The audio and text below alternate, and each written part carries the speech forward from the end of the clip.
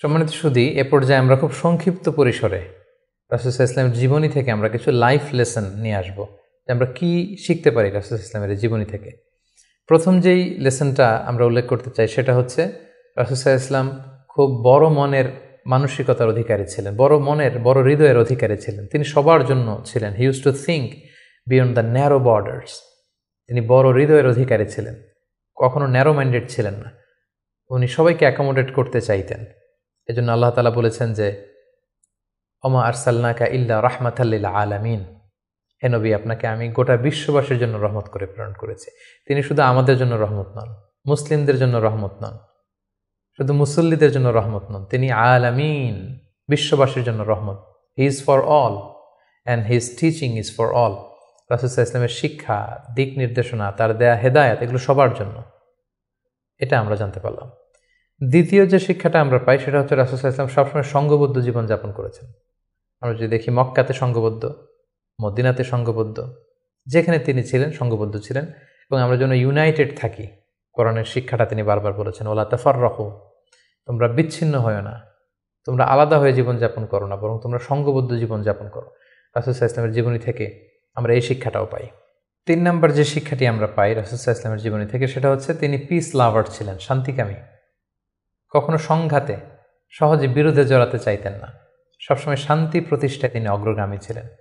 আমরা যদি দেখি যে কোরাইশদের সাথেও কিন্তু তিনি পিস ট্রিটি করেছেন, শান্তি চুক্তি। সাহাবারা রাজি হচ্ছিলেন না, কিন্তু তিনি করেছেন।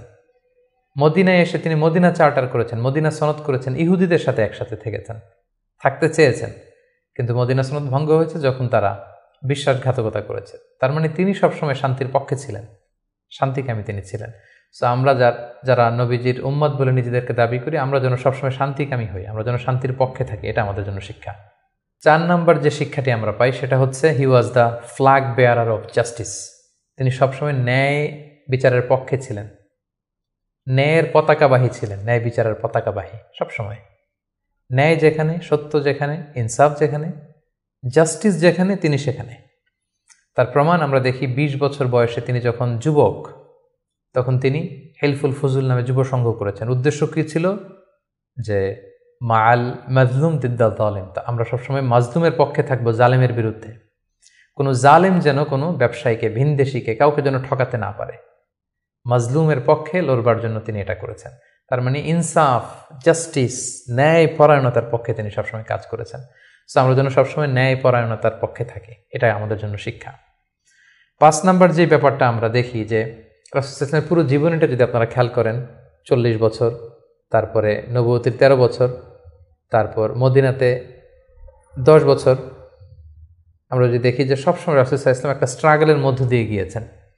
তিনি আল্লাহর নবী, শুধু নবী নয়, শ্রেষ্ঠ নবী, আল্লাহর হাবিব, তার কাছে কোরআন নাজিল হয়েছে, তার কাছে ওহী আসতো, আল্লাহর সরাসরি সাহায্য তিনি পেয়েছেন, আল্লাহর সাথে কথা বলেছেন। তারপরও তার জীবন কিন্তু স্ট্রাগল মুক্ত ছিল না, সবসময় তিনি স্ট্রাগলের মধ্যে দিয়েছিলেন। আমরা একটু স্ট্রাগল করলে হতাশ হয়ে পড়ি, একটু বিপদে পড়লে হতাশ হয়ে পড়ি।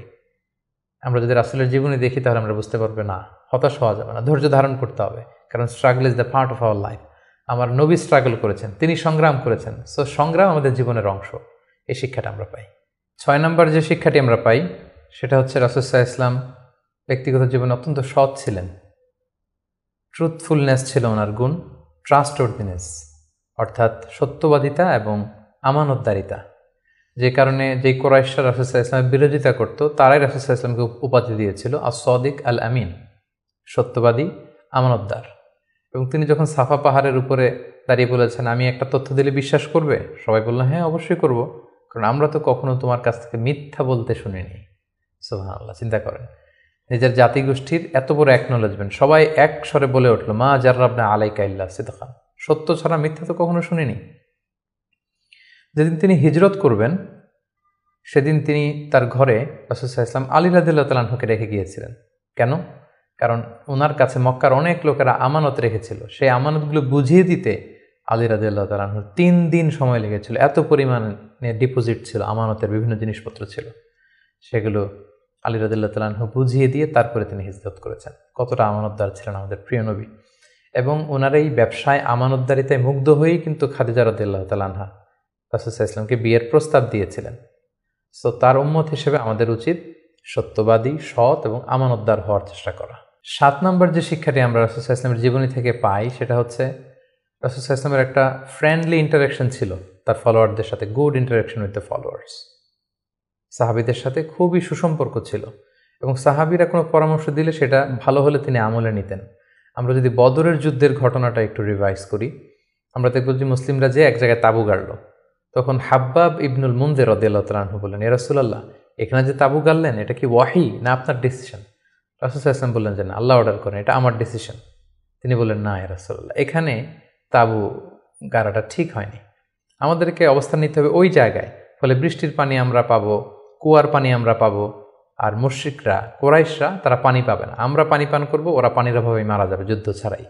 রাসূল সাল্লাল্লাহু আলাইহি ওয়াসাল্লাম বললেন, তাই তো, চমৎকার আইডিয়া, তাহলে সেটাই করি, চলো চলো আমরা এখান থেকে যে হাব্বাব যেখানে বলেছে সেখানে তাঁবু গাড়ি। তার মানে কতটা ফ্রেন্ডলি একটা ইন্টারাকশন ছিল ফলোয়ারদের সাথে। আমরা যদি খন্দকের ঘটনাটা দেখি, যে বিশাল যে পরীক্ষা খনন করা হলো, এটা কিন্তু সালমান আল ফারিসি রাদিয়াল্লাহু তাআলা আনহুর পরামর্শে তিনি করেছিলেন। আমাদের অনেক লিডারদের মধ্যে একটা বসি ভাব থাকে যে আমি সব জানি, আমার ফলোয়াররা কিছুই জানে না, আমার টিমের লোকেরা কিছুই জানে না। না, রাসূল সাল্লাল্লাহু আলাইহি ওয়াসাল্লাম এটা করতেন না। কারোর কাছ থেকে কোনো ভালো কনসালটেশন, কোনো পরামর্শ আসলে পলিসি মেকিংয়ে তাদের কথাও তিনি রাখতেন। সুবহানাল্লাহ, এটা একটা গুড লিডারের বৈশিষ্ট্য। 8 নাম্বার যে শিক্ষাটা আমরা পাই সেটা হচ্ছে রাসূল সাল্লাল্লাহু আলাইহি ওয়াসাল্লাম হেভিলি ফোকাসড ছিলেন তার মিশনে, এক্সট্রিমলি ফোকাসড রাসূল সাল্লাল্লাহু আলাইহি ওয়াসাল্লাম ছিলেন।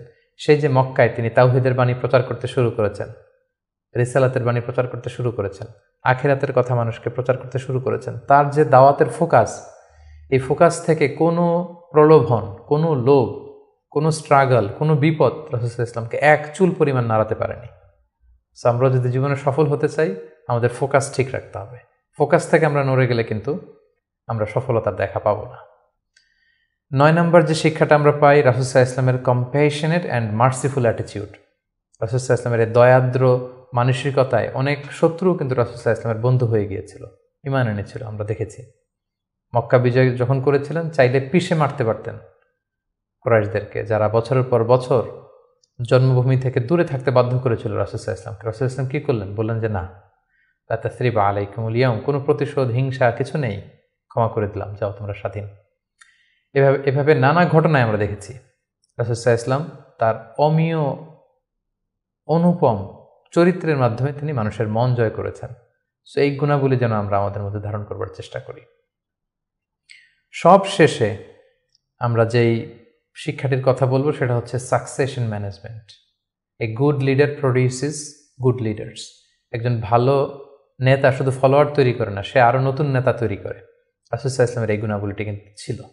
আমরা যদি দেখি, রাসূল সাল্লাল্লাহু আলাইহি ওয়াসাল্লামের ইন্তেকালের পরে আমাদের লিডারশিপ নিয়ে কোনো ক্রাইসিস হয়নি, সেখানে দাঁড়িয়ে গিয়েছে আবু বকরকে আমরা রাদিয়াল্লাহু তাআলা আনহুকে আমরা আমাদের খলিফা বানিয়েছি।